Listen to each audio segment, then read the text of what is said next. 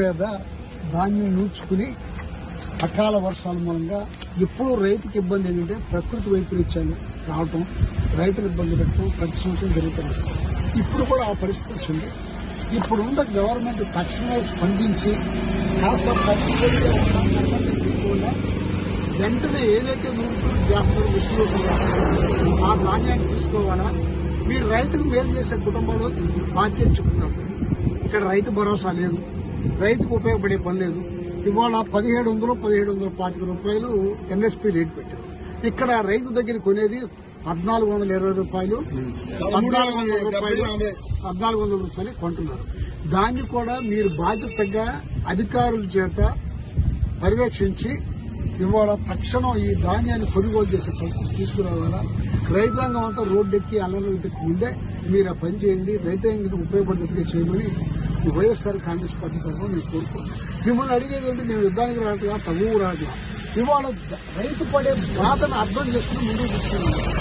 పాత గవర్నమెంట్లో గత గవర్నమెంట్లో ఎట్లా చేస్తున్నాం మీ అందరికీ తెలుసు.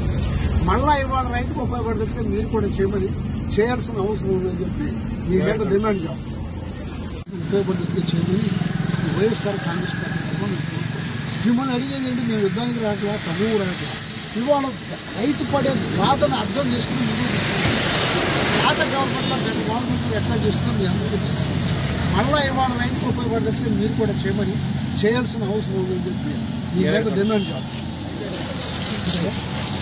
ఏం కాదు, ఇప్పుడు ఎన్ని మాట్లాడినా గ్రామంలో రోడ్డు మీద ధాన్యం నూర్చుకుని అకాల వర్షాల మూలంగా ఎప్పుడూ రైతుకి ఇబ్బంది ఏంటంటే ప్రకృతి వైపరీత్యాలు రావటం, రైతులు ఇబ్బంది పెట్టడం ప్రతి సంవత్సరం జరుగుతుంది. ఇప్పుడు కూడా ఆ పరిస్థితి ఉంది. ఇప్పుడున్న గవర్నమెంట్ తక్షణమే స్పందించి కాస్త పర్సెంటేజ్ పెట్టుకుంటే వెంటనే ఏదైతే చేస్తారో విషయంలో ఆ ధాన్యాన్ని తీసుకోవాలా. మీరు రైతుకు మేలు చేసే కుటుంబాలు బాధ్యత చెప్తున్నారు. ఇక్కడ రైతు భరోసా లేదు, రైతుకు ఉపయోగపడే పని లేదు. ఇవాళ 1725 రూపాయలు ఎన్ఎస్పీ రేట్ పెట్టారు.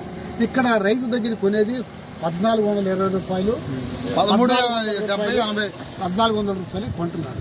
దాన్ని కూడా మీరు బాధ్యతగా అధికారుల చేత పర్యవేక్షించి ఇవాళ తక్షణం ఈ ధాన్యాన్ని కొనుగోలు చేసే పరిస్థితి తీసుకురావాలా.